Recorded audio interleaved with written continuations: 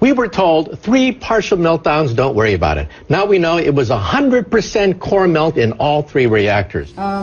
Japan is, by orders of magnitude, many times worse than Chernobyl.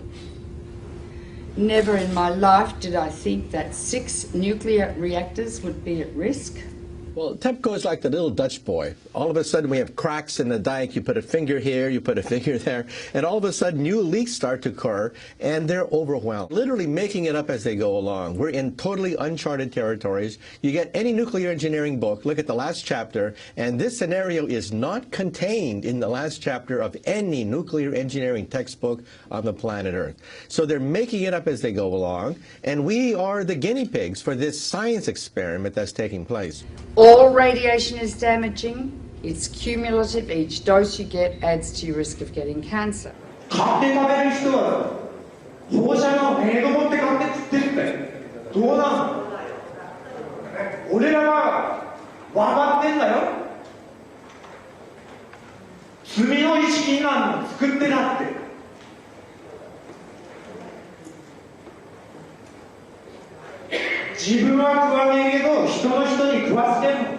Within days of the Fukushima Daiichi catastrophe beginning, we were getting fallout coming down in rain in the United States, not in insignificant quantities. And also, of course, the seafood, not only does the ocean's currents bring the radioactivity this way, but also the sea life itself, the bluefin tuna, migrated from Japan to North America and carried the radioactive cesium in its flesh over here. Wow, not a good time to be eating tuna. The food chain remains contaminated for hundreds or thousands of years, and we'll start seeing lung cancer and leukemia, I think 2 to 5 years from now. And then solid cancers will start appearing 15 to 60, 70 years later. So the ace up the sleeve of the nuclear industry is the incubation time for cancer. It takes a long time for cancers to develop once you have inhaled or been exposed to these radioactive elements. And no cancer identifies its origin. And so there is already a level of cancer in society, but it's going to increase dramatically. The problem is not really under control. It will not be under control for, it's estimated, between 40 and 100 years from now. There's no way to clean it up. They say 40 years, but they can't clean it up. They can't. And the site's still unstable and vulnerable to natural disasters. If there is another earthquake, a serious one, 6, 7, 8 or 9 magnitude, that would rattle all these 1,060 tanks. It would rattle the damaged cores, spent fuel, whose structures have already weakened. Yes. That's a potential very, very serious threat. Approximately 300 tons of water was filtering through the site until early this month, becoming laced with radioactive materials and then seeping into the sea. Another factor is the ever-increasing amount of water accumulating inside damaged infrastructure. Once it makes its way into reactor buildings, it mixes with radioactive isotopes. For months, TEPCO workers have been pumping up 400 tons of water every day and storing it in tanks on site. There's 1,060 tanks, stainless steel water tanks, that are holding the water which they keep pumping into the damaged reactors and the spent fuel storage pools. From the air, the scale of the problems at Fukushima become clear. The growing mass of storage tanks now dwarfs the plant itself. More than 1 million tons of highly radioactive water is now stored here. But the tanks have been hastily built. They're made of steel plates, bolted together, rather than welded. Last week, workers detected a major leak in one of those tanks. About 300 tons of water escaped, releasing several quadrillion becquerels of radioactive particles. Experts have often pointed out how vulnerable they are to damage.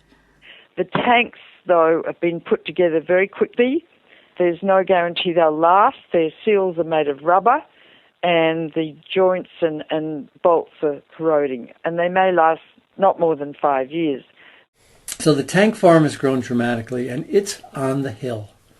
Of course, the problem is, because it's on the hill, the water flows down, and if there's an earthquake, all of these pipes are held together with plastic piping, not much different than what you've got on a swimming pool. So the plastic pipe will snap, and that water will just run right down that roadway directly into the ocean. And how long the contamination has been leaking into the water? Very likely since the explosions and the meltdown at Fukushima Daiichi in March of 2011. Wow, that is quite a long time.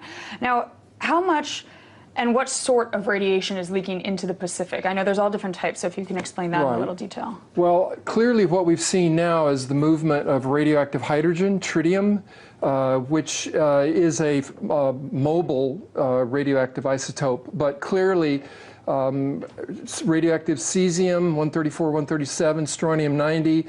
We're seeing a full range of radioactive contaminants now moving, which indicate that the damaged cores of these reactors, the meltdowns themselves, are now contributing to the contamination of the Pacific Ocean and groundwater that's moving at about a rate of 300 to 400 metric tons per day. So that radiation has been leaking into the water and polluting the fish continuously for the last 2 years.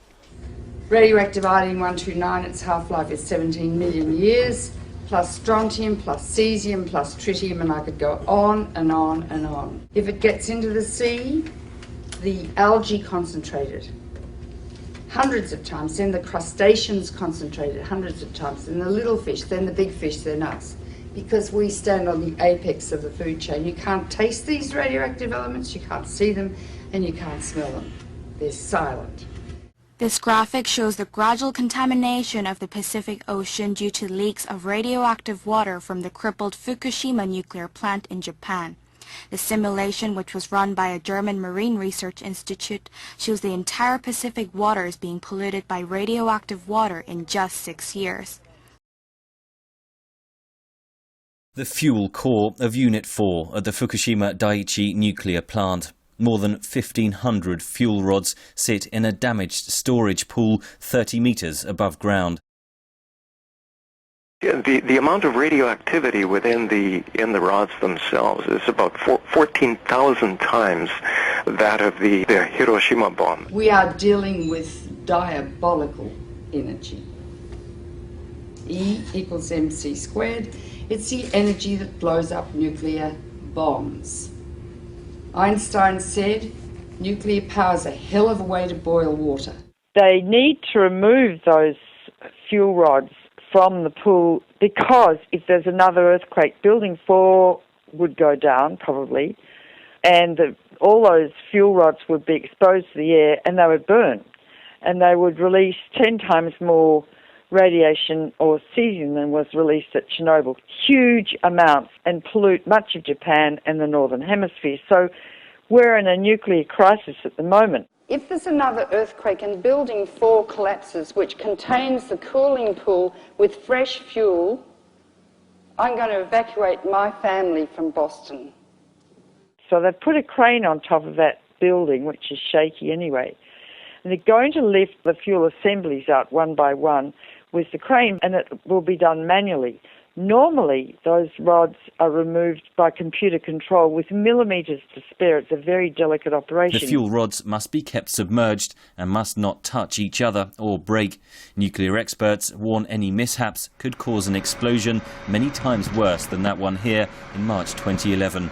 Because if several rods touch each other, you could reach criticality and the whole fuel pool could go critical. Or if the rods break as they're being lifted out, large amounts of radiation would escape from the rods and the area would have to be evacuated, meaning that if the area is evacuated, the continuous operation of cooling 5 spent fuel pools and 3 melted cores would stop. Need I go on?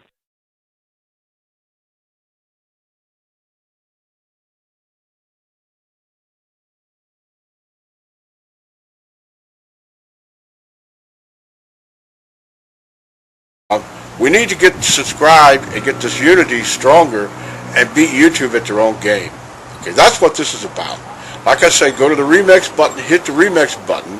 That way you'll have this video and keep up with this. Otherwise, you know, YouTube's just going to control us, guys, and it's really bad.